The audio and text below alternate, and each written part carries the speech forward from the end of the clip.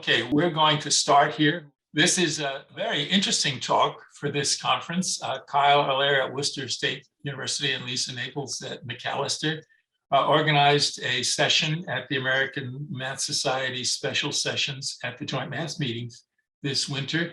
And I asked them to just talk about how you go about organizing a session. What are the things that you got to look out for? And so I'll leave it up to them to share that with you. And this is being recorded, so the idea is that we can, in addition to you who are in the audience, point to this as a guide for others who want to figure out how to do this. So Kyle and Lisa, you're on. Thanks, Brian. Yeah, thanks to the organizers for giving us the opportunity to talk today about organizing a SIMIODE special session at JMM. So you can go to the next slide, Lisa. Thanks. So just a little outline of what we're going to talk about. Hopefully we can share some of our experiences and some tips. And if you have any questions, if you're thinking about organizing a session next year in San Francisco or beyond, please reach out to us. We're happy to help. So yeah, we're going to talk about the application process. What goes into that, some of the responsibilities that you'll have leading up to the session, sending out speaker invites, responsibilities on the day of the session. So I'll speak about those first 3 bullet points, and then Lisa actually involves some undergraduates at Macalaster, so she'll talk about that. Some of the funding sources that are available to speakers. Getting people to the conference, it's expensive to go to JMM depending on where you're coming from. So there are opportunities for speakers to seek out some funding sources, which is very nice. And then Lisa will also talk about some of the benefits for us, the organizers, especially as early career faculty members. So yeah, start with the application process. So when we applied, it was early April. I think we probably got the application in by the end of March, but this year there's a link there for JMM 24, which is in San Francisco. The deadline to apply is April 14th. So I think, Brian, is that correct? You'll have these slides available so people will be able to click on this link. So that should be available for you. That's going to lead to the application page on the AMS website. So the deadline's very early. In terms of what is needed in the application, first you're going to need to come up with a session title and a description. So there below on that bullet point is our session title that we use for this past year in Boston. So very relevant, obviously, to SIMIODE, stimulating student engagement in differential equations using modeling activities, right? So we wanted that to be our focus, which is kind of the overarching goal of SIMIODE. And when we came up with the title and the description, which we'll be happy to share with you, of course, we used some previous SIMIODE templates that Brian was kind enough to share with us. So we, of course, would be able to share ours, and I'm sure Brian would share those templates with you as well. So once you come up with the session title and the description, you're going to need a proposed list of speakers. So we applied for 2 4-hour sessions, so roughly 16 speakers. One thing I want to mention is that you do not need to have an exact list of speakers. So the application deadline is, April. That's 8-9 months away from the actual JMM. So you're not going to know exactly who you want to invite or who is going to be able to come and actually give talks at JMM. So you just need a proposed list. For that, what we did is we picked from some of the SIMIODE Expo speakers, some folks that had spoken at previous JMM meetings, at previous SIMIODE talks, things like that. So it doesn't have to be exact, but you just put together, a list of 16 or so folks. And, AMS just wants to know that you're serious about this and you have, people in mind to give some talks. And then the last thing once you've got your title, description, and a proposed list of speakers, just make sure that you check off the SIMIODE sponsored box. So this is a SIMIODE sponsored JMM session. So just to let them know, Brian has great history, as he was talking about a little bit before with the AMS. So if you check off that SIMIODE sponsored box, that's going to lead to a successful application. All right, so once you've actually applied and put together your application and it's been accepted, what's the process after that? So, well, roughly our session got accepted late May, early June. And once you get that acceptance, the next steps are going to be to send out invites to your speakers, potential speakers anyway. And one thing I want to mention is, through our experience, it worked best to send out your invites in waves. So what I mean by that is, say you get your acceptance on June 1st, you have 16 speaker slots available. Send out a wave of 16 emails to 16 potential speakers, and maybe give them a month to 6 weeks to respond. So say you give those first 16 invitees the deadline of July 1st to respond. If they respond and all 16 agree, that's fantastic. Odds are that, as Brian I'm sure knows, odds are that's not going to happen. But let's suppose that 8 of those 16 respond. That's great news. July 1st comes, those other 8 say no or haven't responded. We can now email out the next wave of 8 people on our list, right? And you kind of keep that process going. That way, by, when September 1st comes, when the abstracts are actually due to be submitted, you've got your full list of speakers, or at least as many as you possibly can. Just to mention, it's a special session, so you want to invite as many people as you possibly can to fill up those spots. If all the spots aren't taken, some folks are going to actually submit abstracts that you haven't invited. That's great. We had several talks at JMM which were from folks that were not invited, and they turned out great. So if they matched the session description and they matched what we wanted to talk about during our session, that was great, and we had several people that did that as well. Okay. One thing to mention, Lisa, were you going to say something? No, I didn't know if you wanted me to change slides yet. Oh, I'll keep going for a sec. Okay. Just a reminder, just send email reminders out for folks to submit abstracts. I know I was getting a little nervous, a couple weeks out. I had seen that many of our speakers hadn't yet submitted abstracts. Every single speaker has to submit an abstract by the deadline, which is usually at the beginning of September. But just make sure that you're reminding folks to submit their abstracts. That way they're going to be able to speak in the session. So once you've invited the speakers and have read the abstracts of the people that have applied to your session, you're ready to make your schedule. And the schedule consists typically of 20 minutes talks or 45-minute talks, and they'll be on the half hour or the hour. AMS shares these documents with you that kind of break that sort of stuff down. So if you do this, you'll also get those documents. They'll share those with you. One thing I'll mention about the scheduling, I would suggest, and I didn't really think about doing this ahead of time, but I would suggest sending a draft of the actual or sending a draft of the schedule out to the speakers first. That way, if they have conflicts, they can't talk in the morning, they see that they have some other session that they've got to go to in the morning session. Okay, now we'll put them in that afternoon session.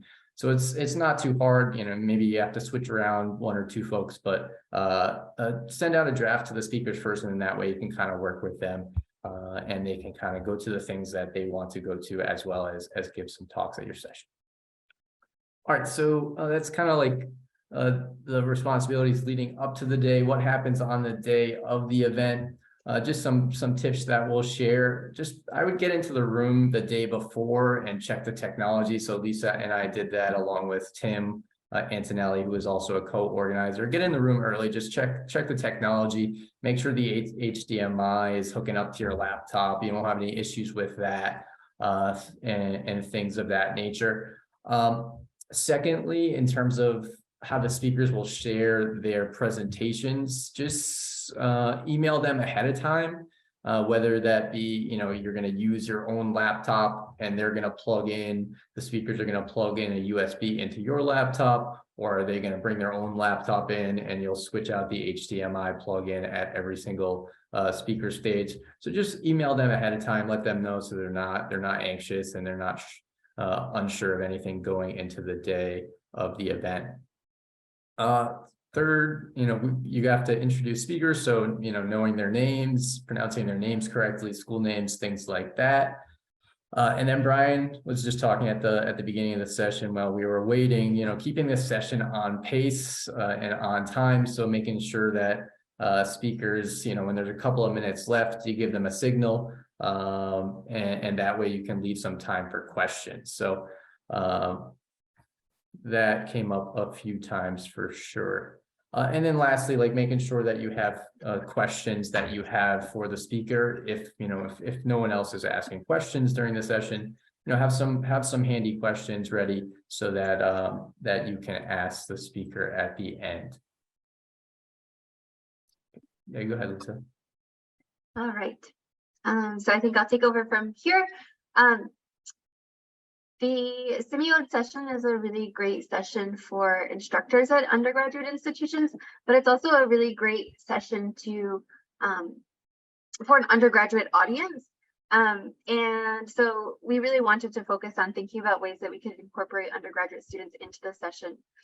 And one of the ways that you can do this is just think about improving undergraduate attendance at the session. And in general, we found that using the term undergraduate in the session title was a really helpful way to signal to students that this was a session where they were allowed and invited and would hear things that were relevant to them. We would also recommend that you encourage your speakers to make their talks accessible to undergraduate students, whether they're talking about the choices that they make as they're teaching or demonstrating a model. Just making sure that they know that there will be undergraduate students in the session. And then another way that you can signal to undergraduates that the session is appropriate for them is by asking speakers to check the box appropriate for undergraduates while they're submitting their abstracts. And so that is an option that you can look for in the abstract submission process. And it might be helpful to tell speakers to do that. The second way that we tried to incorporate undergraduate students into our session was actually by inviting student speakers. So we ended up inviting 3 undergraduate speakers. 2 of them were students at Macalaster College, where I work, and one of them was a student at the University of San Diego, or UC San Diego. And these students, all 3 of them, worked together on the Scutum competition that happened in the fall of 2021, and their project won one of the outstanding submission awards. And so we thought it would be a good idea to invite these students since they had some involvement in SIMIODE, and also had a modeling project that they could show off. A couple of things that we took away from inviting students. First of all, we do recommend that if you choose to invite students, you choose students who either you know personally because they're at your institution or you've worked with them over the summer, or you invite students from an institution where you know they'll have strong faculty support, especially through the registration process. There were a couple of steps in the registration process that were hard for the students. For example, choosing the correct AMS topic code was something that the students didn't really know how to navigate. And so for the students at Macalaster, we had to meet for maybe 2 hours ahead of time just to talk about what JMM was, what participating would look like, how do you register, and then there was some like last minute emails the day before registration closed to make sure that everything got set. So they're going to need some support. And so make sure if you are inviting students, you also provide them that support or know that they have support. The other thing to keep in mind is that students may need approval from their home institutions to travel to conferences, especially if they're going to use their institution's name in their presentation. So at Macalaster, students are required to register with a certain office. And you want to make sure that students are following the rules so that you as a faculty, mentor, and the students don't get in trouble for taking this, what should be a beneficial. Another thing to keep in mind is that because many of the faculty members that speak in the SIMIODE session are coming from primarily undergraduate institutions, the cost of attending a conference may be prohibitive to them. And so we want to think about ways to provide support for our speakers. In 2023, the AMS introduced a faculty travel grant targeted towards instructors at primarily undergraduate institutions. I am not sure if they're going to continue this in the future, but I know that I personally took advantage of this in order to get funding to attend JMM. And we had a speaker who said he could only attend if he could find funding, and we were able to refer him to this travel grant. I think if I were organizing this session again, I might, and I knew that this travel grant was going to exist, I might include in the invitation a link to this grant so that faculty could have this in mind when they're deciding if they wanted to attend or not, along with the invitation. If you happen to invite graduate students to speak in your session, there is a consistent graduate student travel grant also linked here through the AMS. And then there's an undergraduate student travel grant as well. So the students from Macalaster that we invited were able to get this travel grant to pay for their trip. Again, this not only looks great, their CVs or resumes, but it also looked good that I helped to get students funding. So there's lots of benefits to taking advantage of these travel grants as well. And lastly, just some benefits that we had or got from organizing the session. First of all, there's lots of networking opportunities. Getting your name out there, even as you're mailing out invitations to faculty members at a variety of schools. I know after the session, I got an email from an attendee who wanted to connect with me and possibly collaborate in the future. And that's something that I had never experienced when I went to, for example, research special sessions. So I think that's really great. The sessions tend to be very friendly and great opportunities to meet new people. Kyle and I are both early career faculty members, and so we're always looking for ways to build up our CVs as we are heading into tenure review process. And so organizing a special session looks great on your CV, and it shows employers and departments that you are eager to build community within the math world, and also an active participant. While sitting in on the session, you get to hear a lot about other people's experiences teaching classes, and also you get to hear about specific modeling activities. These are useful for generating new ideas that you might use in the classroom yourself, and also being exposed to modeling activities that you may not have gotten down to while looking at the SIMIODE website. And lastly, organizing a special session is just a really great way to spread word about the SIMIODE community. I think it's a community that offers lots of opportunities in lots of different ways. And so sharing this with other people is also a great benefit of organizing a special session. Okay, so I guess we'll have a few more minutes if anyone has any questions. Kyle and I are both happy to answer.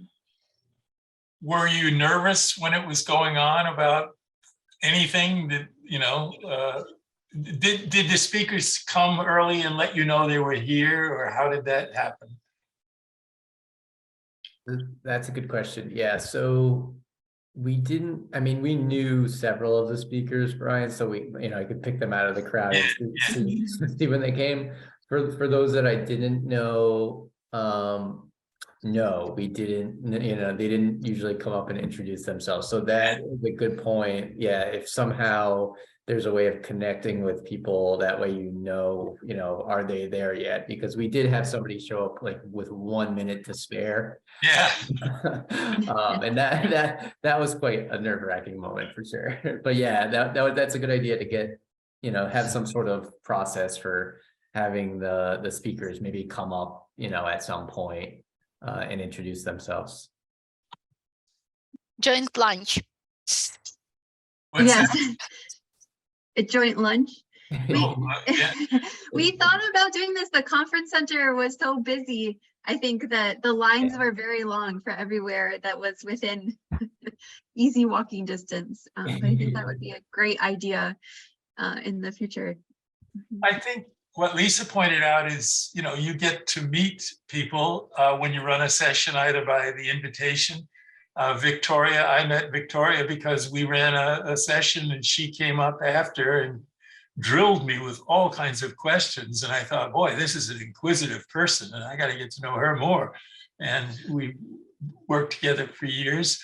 The keynote speaker, Lorelei Koss, I met her because she came up after one of the sessions I was leading. And I got to tell you, when I called her to ask if she'd give the keynote, I used an old bar pickup line, I'm told, by saying, haven't we met before? And she said, yeah, but I can't remember when, which I was devastated by the way. But anyway, yeah, you get to meet folks. You're on the stage introducing, so that gives you some credibility, and then you get to meet the speakers. And while you read that abstract, you don't really know until they get up there and go, wow, look at the stuff they're doing. So, and it never hurts to contribute to your service role beyond your institution. I mean, people are building resumes and that's very useful. Any other suggestions? I see we have some other guests here. Is this your first time? Oh, Ann, did you have a question? No. Is this the first session you worked? Oh, no. Yeah, sorry. That's okay. For Lisa and Kyle, had you organized sessions like at state regional meetings or anything like that? No? Okay. No, that was the first one for me. I don't know about you, Lisa. Yeah, I had organized a sectional meeting, special session, but for my research topic, and this was such a different experience and such a more fun experience, I think, than doing the research type special sessions, because when I organized the research special session, I was very nervous about needing to ask questions at the end if no one else did. Yeah. And I think with this session, first of all, we never needed to be the question askers. There was always plenty of audience participation to ask the questions. But I knew also that the speakers were going to be friendly, right? They're teaching focused, and so it was a lot less stressful for a lot of reasons to organize this one. Yeah. Well, does it give you some ideas about running sessions on other topics that you might have a passion for? Maybe, for example, how to run a senior seminar. There's a generic topic right there. Mm-hmm. I mean, you don't have to be a specialist in and these meetings are, let's face it, they're run because people like you offer a program. Without that, they're all going to sit around and stare at each other and go to a business meeting, and that's really not that much fun. So I think the AMS is appreciative of what you did, and I certainly am at SIMIODE, and I'm glad you had a good time. Yeah, thanks for giving us the opportunity to. Yeah, when I asked Kyle, he said, I'd never done that before. And I went, well, now's the time, and besides, he was near Boston, which is, and Lisa, they knew each other. And so they did, and your third colleague who is at. He's at Worcester State, yeah, as well. Yeah. So. Well, thank you very much. We appreciated your experience.